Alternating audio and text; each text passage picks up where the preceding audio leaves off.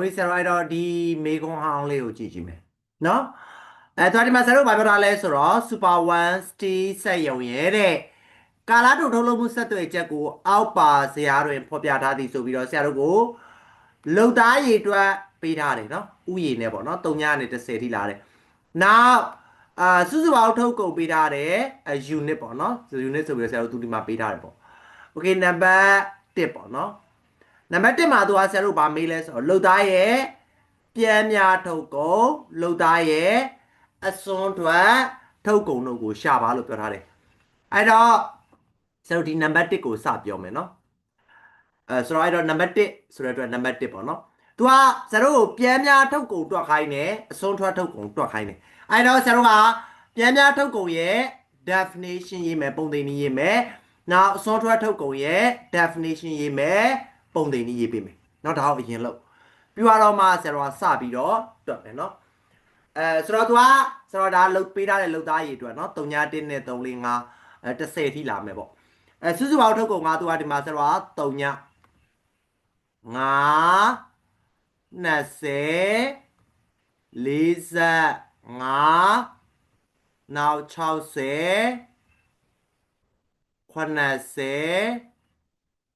နောက်85နောက်ဆိုတော့ဒီမှာ85โอเคဒီမှာ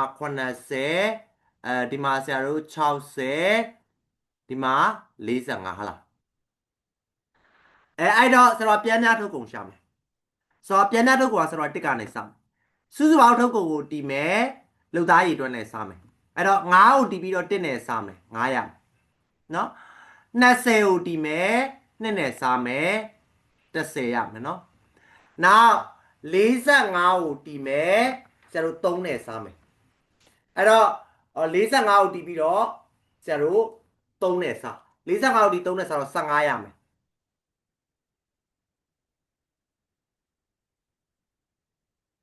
နော်15ရမယ်နောက်60ကိုတီးပြီးတော့4နဲ့စားရင်15ရမယ်နောက်80ကိုတီးပြီးတော့5နဲ့စားမယ်ဆိုတော့9တက်လီ9 9လေး20ဆို14ရမယ်85ကိုတီးမယ်နောက်ဆရာတို့6နဲ့စားမယ်ဆိုရင်7တက်သမ9ရမယ်နော်နောက်ဆရာတို့85ကိုတီးမယ်9နဲ့စားမယ်ဆိုရင်9တက်လီ9 9 3ညလီ3ည10တက်သမ9ရမယ်နော်80ကိုတီးမယ်8နဲ့စားမယ်8တက်သမ8ရလိမ့်မယ်60ကိုတီးမယ်9နဲ့စားမယ်9 6လီ54 4ကျွန်းနဲ့40 9 9လီ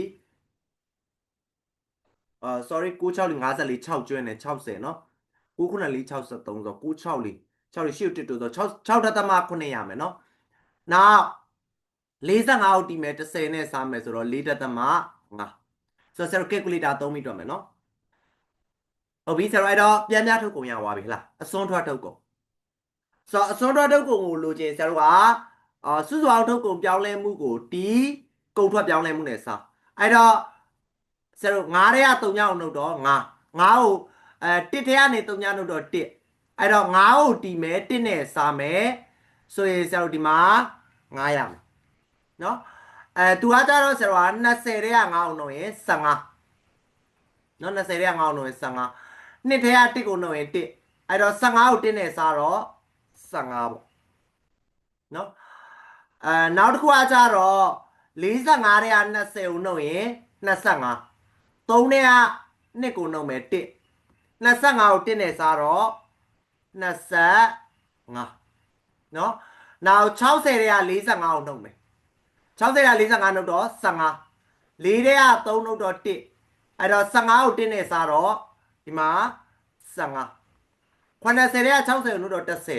5ထဲက4ကိုနှုတ်တော့1အဲ့တော့10ကို1နဲ့စားတော့10နောက်85ထဲက80ကိုနှုတ်တော့5 6ထဲက5ကိုနှုတ်တော့1 5ကို1နဲ့စားတော့5ပေါ့နော်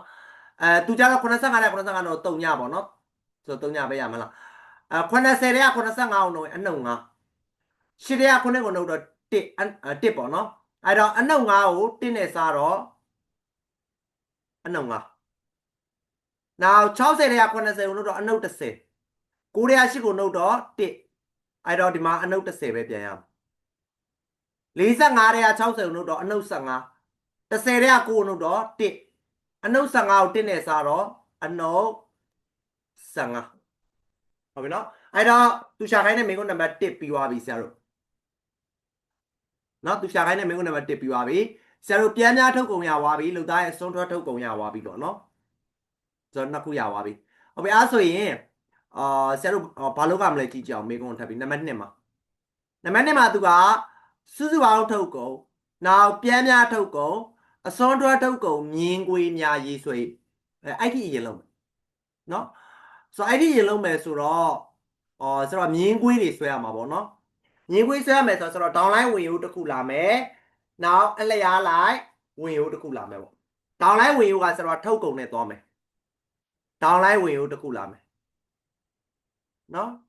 နောက်အလျားလိုက်ဝင်ရိုးတစ်ခုလာမယ်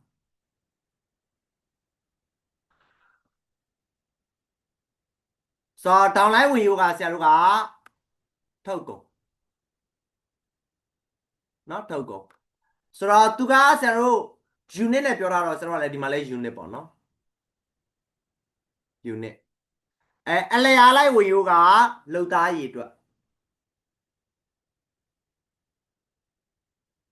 လုံသားအရေအတွက်သူကဥယေနဲ့ပြောထားတော့ဆရာတို့ကလည်းဥယေပဲပေါ့နော်သူကရောက်နေပြောရင်ရောက်လို့ဆရာတို့ပြောမှာပေါ့နော်ဥယေโอเคအဲ့တော့ဆရာတို့ဇရာချမယ်နော်ဟုတ်လားစုံတဲ့နေရာဆရာတို့က3ညနော်လုံသားရေအတွက်ကတော့ဆရာတို့ကရှင်းတယ်ကွာ1 2 3 4 5နဲ့သွားမှာပေါ့နော်1ကနေ10ထိလာမယ်1 2 3 4 5 6 9 10 9โอเค10เนาะထုတ်ကုန်ကဆရာတို့တစ်ချက်ကြည့်လိုက်မယ်เนาะအများဆုံးကဆရာတို့က85เนาะအများဆုံးက85ဆိုတော့အဲ့တော့ဆရာကတကွက်ကို10နဲ့8ကွက်ဆွဲလိုက်မယ်တင်းနဲ့ခဏเนาะဆရာ1 1 2 3 4 5 6โอเคအဲ့ဒါဒီလိုပဲဆွဲလိုက်မယ်ဆရာ10 20 30 40 50 60 80 80ဒီအောက်ကဆိုတော့အနှုတ်30ပါမယ်เนาะအနှုတ်30โอเคအဲ့ဒါဆရာတို့အမှတ်တွေချမယ်เนาะအရင်ဦးဆုံးဆရာတို့စုစုပေါင်းထုတ်ကုန်အရင်ဆွဲမယ်เนาะစုစုပေါင်းထုတ်ကုန်အရင်ဆွဲမယ်ဆိုတော့3ညစုံတဲ့နေရာမှာတမတ်ဒီနားလေးပေါ့เนาะအဲ့မှာတမတ်နောက်1နဲ့5စုံတဲ့နေရာ1နဲ့5ဆိုဒီတဝက်ဖြစ်မယ်เนาะ1နဲ့5စုံတဲ့နေရာမှာတဝက်နောက်2နဲ့20 2 20เนาะနောက်3 45 3 40 45ဒီတဝက်ပေါ့เนาะ3 45နောက်4 60 4 60နောက်5 80 5 80เนาะပြီးတော့6 85 6 85เนาะ9 85ပဲ9 85เนาะနောက်8က80 8က80ပြန်ကြသွားပြီเนาะစုစုပေါင်းထုတ်ကော9က60 9က60နောက်10က45 10က45โอเคအဲ့တော့ကျွန်တော်သူတို့ဆက်လိုက်မယ်เนาะသူနဲ့သူနဲ့ဆက်မယ်နောက်သူနဲ့သူနဲ့ဆက်မယ်သူနဲ့သူနဲ့ဆက်မယ်ပေတံနဲ့တာဆက်เนาะသူနဲ့သူနဲ့ဆက်မယ်နောက်ဆရာတို့သူနဲ့သူနဲ့ဆက်မယ်သူနဲ့သူနဲ့ဆက်မယ် သူနဲ့ဆက်မယ်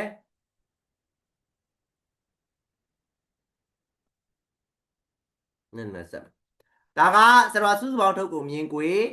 ပြောမဲ့ဆို TP ဟဲ့လားနော်အဲ့တော့စုစုပေါင်းထုတ်ကုန်ဆရာပြီးသွားပြီဟဲ့လားနောက်တစ်ခုသွားမယ်နော်နောက်တစ်ခုကပြန်များထုတ်ကုန်ပြောမယ်နော်1နဲ့5စုံတဲ့နေရာမှာတမတ်ဆိုတော့ဒီမှာတမတ်ပေါ့နော်1နဲ့5စုံတဲ့နေရာမှာတမတ်နောက်2နဲ့10စုံတဲ့နေရာမှာတမတ်2နဲ့10နော်2နဲ့10စုံတဲ့နေရာမှာတမတ်နောက်3နဲ့15စုံတဲ့နေရာမှာတမတ်3နဲ့15ဆိုတော့ဒီမှာ10နဲ့20ကြားတယ်မှာနော်နောက်ကျတို့4နဲ့15စုံတဲ့နေရာ4နဲ့15စုံတဲ့နေရာမှာတမတ်5က14 5နဲ့14ဆိုအမှတ်ကနည်းနည်းလေးအောက်ဆင်းသွားပြီကလေးလေးနော်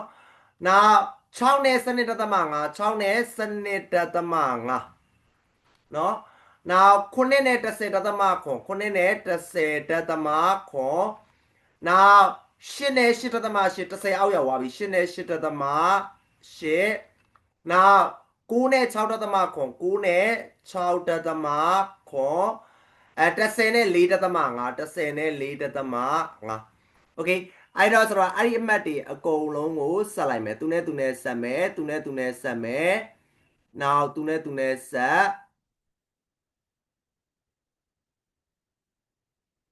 ပြီးတယ်နဲ့ပဲဆက်နော်ကလေးလေး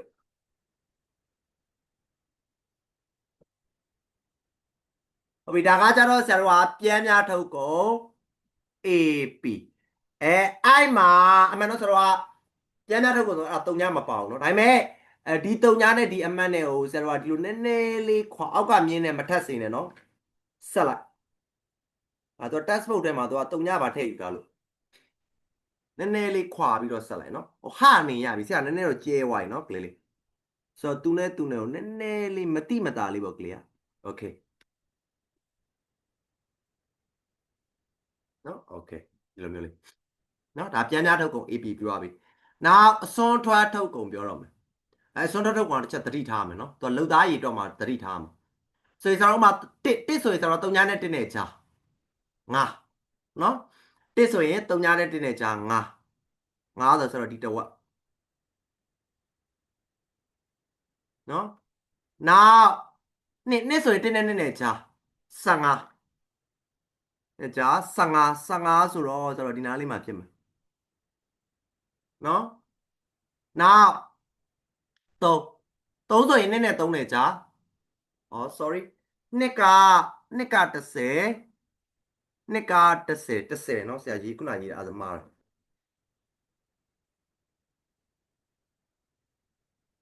ယ်10ဆိုဒီမှာเนาะ10အပေါ်အမှတ်မဟုတ်ဘူးเนาะဒါဒီအမှတ်မဟုတ်เนาะဆိုတော့နှစ်เนาะ10เนาะဟုတ်ပြီ3ဆိုရင်2နဲ့3နဲ့ကြား10မဟုတ်15เนาะ15ဆိုမှန်တာပေါ့ခုနအဲ့ဒါဆရာလဲ okay ခဏလေး sorry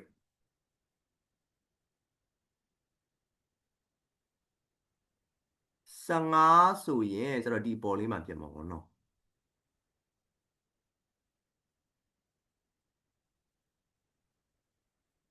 ဒါလေးပြလိုက်မယ်နော်ဒီပေါ်လေးမှာနားလေးမှာပြနော်15နောက်3ဆိုရင်2နဲ့3နဲ့ကြား25 2နဲ့3နဲ့ကြား25ဆိုတော့ဒီမှာပြမယ်နော်ဆိုတော့ဆရာတစ်ခါဆက်ထားလိုက်မယ်သူနဲ့ဆက်သူနဲ့ဆက်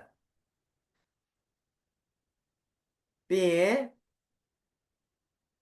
4နော်4ဆိုရင်3နဲ့4နဲ့ကြား15 3နဲ့4နဲ့ကြားဆရာတို့15ဟလား15ဆိုတော့ဆရာတို့က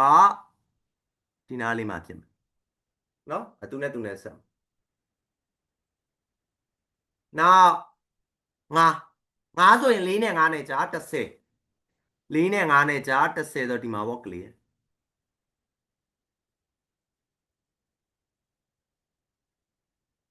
နော်4နဲ့5နဲ့ကြား10နောက်6 နော်6ဆိုရင်9နဲ့6နဲ့ကြာ9နဲ့6နဲ့ကြာ9ဒီနားလေးမှာဖြစ်မယ်နော်ကလေးအဲ့တော့သူနဲ့ကိုဆက်နောက်ခုနှစ်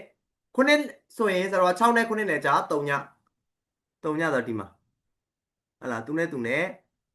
ဆက်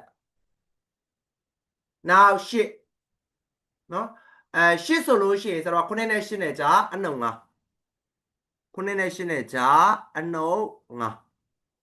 ဟလာသူနဲ့ဆက်နောက်9ဆိုရင်8နဲ့9နဲ့ကြာအနှုတ်10 8နဲ့9နဲ့ကြာအနှုတ်10ဒီမှာဖြစ်မှာဆက်ဒီပုံကဒီကောင်းလေးကအောက်ကလေးနဲ့ဆွဲထပ်ဆွဲလိုက်တော့အနှုတ်20လောက်ထိခေါ်မှရမယ်နော်ဆက်လို့အနှုတ်20ဟလားဆိုတော့သူနဲ့ဆက်လိုက်မယ်နော်ဒီကောင်ကွဲသွားသူနဲ့ဆက်မယ်နော်နောက်10ဆိုရင်9နဲ့10နဲ့ကြာအနှုတ်15အနှုတ်15 10 15โอเคသူနဲ့ဆက်ဒါကကြတော့ဆရာအစွန်းထွက်ထုတ်ကို MP နေဦးဆရာတို့ပုံခေါင်းစဉ်တက်ရမယ်နော်ပုံမှာခေါင်းစဉ်မပါလို့မရဆိုတော့အဲ့တော့အခုဆရာတို့ဆွဲလိုက်တာကဒါကစုစုပေါင်းထုတ်ကုန်နော်စုစုပေါင်းထုတ်ကုန်နောက်ပြီးတော့ပြန်မြထုတ်ကုန်ပြန်မြထုတ်ကုန်နှစ်အစွန်းထွက်ထုတ်ကုန်အစွန်းထွက်ထုတ်ကုန်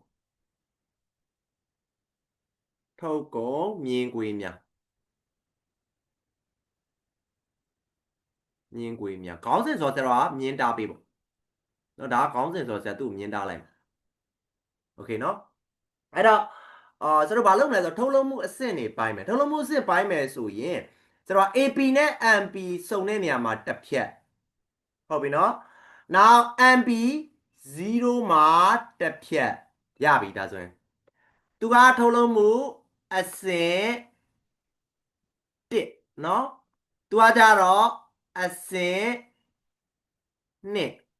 သူကကြတော့အဆင့်3ဟာလားโอเคအဲ့တော့သူမေးခွန်းမှာဆရာတို့တော့ဒီမှာထုတ်လုပ်မှုအဆင့်ကိုပုံတွင်သတ်မှတ်ဖော်ပြပါတော့ဆရာတို့ခုနကသတ်မှတ်လိုက်ပြီနော်နောက်တော့ထုတ်လုပ်သူအတွက်တင့်လျော်သည့်ထုတ်လုပ်မှုအဆင့်ကိုရွေးချယ်တဲ့ရွေးချယ်ရသည့်အကြောင်းရင်းကိုရှင်းပြပါဆိုတော့ကတော့ကျွန်တော်ဒီစာလေးပြန်ရေးပြီဟုတ်ပြီနော်ဒီစာလေးပြန်ရေးပြီးရင်ရပြီပြီးသွားပြီနော်ဒါကဆရာတို့ကမေကွန်ဟောင်းဖြစ်သွားပြီ